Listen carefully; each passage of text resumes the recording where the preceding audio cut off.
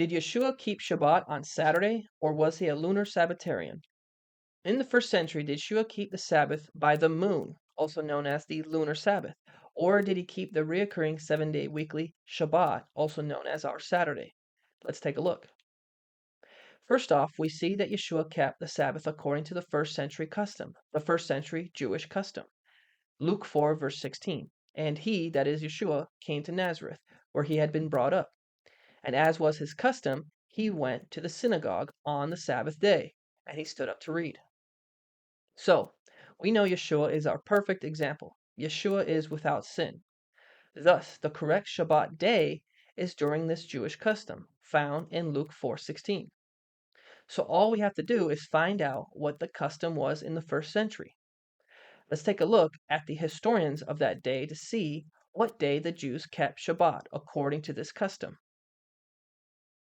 First off, let's take a look at a Roman historian named Cassius Dio, who wrote about the 3 battles which the Roman Empire had with the Jews. Cassius explains the capture of Jerusalem in 63 BC, saying, quote, as it was, they, that is the Jews, made an exception of what are called the days of Saturn, that is Saturday, and by doing no work at all on those days, afforded the Romans an opportunity in this interval to battle down the wall. Unquote. Also, Frontinus, a Roman soldier who lived from 40 CE to 103 CE, writes this in his book, quote, the defied Augustus Vespasian attacked the Jews on the day of Saturn, a day on which it is sinful for them, that is, the Jews, to do any business. Unquote. These are just 2 examples. When digging deeper, we see that others said the same thing, Saturday being Shabbat, including the 2 biggest Jewish teachers of that time, Hillel and Shammai. Also, the historians Philo and Josephus. They all point to Saturday being the weekly cyclical Shabbat for the Jews and for Yeshua.